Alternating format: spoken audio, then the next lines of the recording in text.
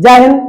तो हम फिर से आप लोग के पास उपस्थित हुए हैं लेके वृत्त, यानी वृत्त को इंग्लिश में कहते हैं सर्कल। अब वृत्त केकरा कहेंगे? कोनो ऐसा चीज जो गोल टाइप का रहेगा, ऐसे रहेगा, उसको हम क्या कहेंगे? वृत्त कहेंगे।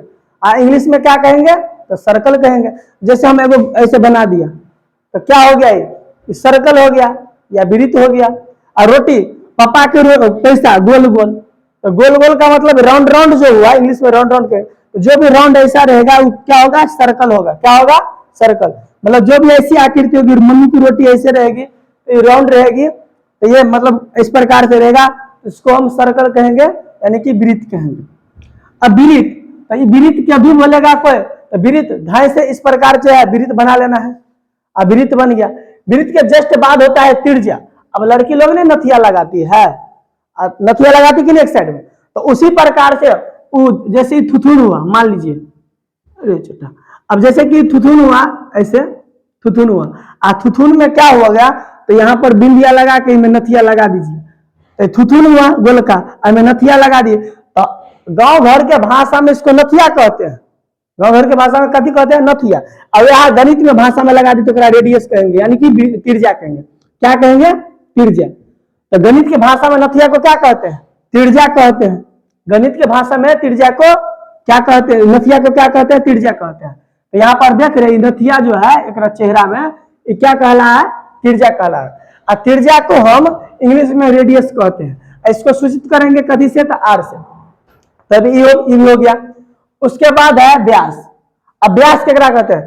अब बैल सबके देखते हैं, तो ज्यादा खचरी बैल होती है या गाय होती है, तो दोनों बैल नथिया लगा दीजिए, वो साइड लगा दीजिए, वो साइड लगा दीजिए, और दोनों साइड लगा दिए तो एक साइड नथिया तो त्रिज्या, दोनों साइड लगा दिए तो त्रिज्या से हो गया व्यास। क्या हो गया?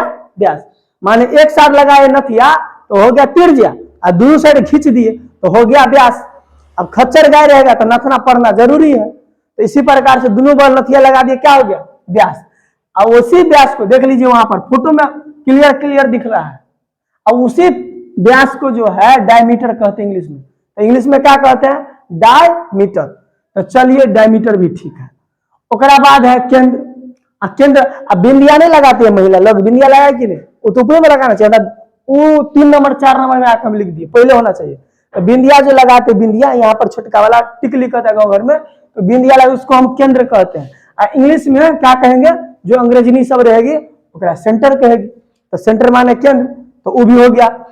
उसके बाद है वृत्त की परिधि। अब परिधि केकरा कहेंगे? तो देखते हैं साइकिल के जो रिम रहता है, रिम, ऐसे रिम, रिम में एना एना एना एना जो रहता है, में जो चक्का लगा रहता है, समझ गया? तो ये जो चक्का लगल है ऐसे, तो इसी को कहते हैं परिधि। माने इस साइड वाला एरिया को परिधि कहते हैं। एकरा एकरा मतलब ये जो दौड़ रहा है ऐसे, इसको परिधि कहते हैं। ये जो दौड़ रहा है ना, इसको परिधि। देखिए फोटो में दिखा दिए, हाँ देखिए बढ़िया से। तो परिधि, अब परिधि का क्या होता है फॉर्मूला? तो 2 पार। परिधि का फॉर्मूला 2 पार। 2 तो ठीक है, अब पाई कहां से लेंगे? तो पाई का मान आपको 22/7 होता है, या दिया रहेगा 3.14, तो उस हिसाब से किताब के हिसाब से लेना पड़ता है। सवाल में क्या कह रहा है? नहीं कुछ दिया रहेगा तो 22/7 ले। आर कहां से लेंगे? तो आर का मान आपको नथिया दिया रहेगा, उसमें आर इतना है, तो ये भी बना लीजिएगा आप लोग, तो परिधि निकाल लीजिएगा। चलिए, उस परिधि को इंग्लिश में कहते हैं सरकमफ्रेंस। परिधि को इंग्लिश में सरकमफ्रेंस। उसके बाद आता है आपका वृत्त की क्षेत्रफल। वृत्त की क्षेत्रफल, तो वृत्त की क्षेत्रफल क्या होता है? पाई आर स्क्वायर। मतलब वृत्त की जो टोटल एरिया निकालना है, टोटल एरिया वृत्त की जो है ना, टोटल एरिया निकालना है, कितना क्षेत्रफल कितना दूर में फैला है। क्षेत्रफल किसको कहते हैं? कि कितने दूर में फैलल है, जितना दूर में फैला रहेगा उसी को कहेंगे क्षेत्रफल, माने कि एरिया। तो इंग्लिश में इसको कहते हैं एरिया ऑफ सर्कल, माने कि वृत्त की एरिया या क्षेत्रफल। तो क्षेत्रफल का फॉर्मूला होता है पाई आर स्क्वायर। जय हिंद।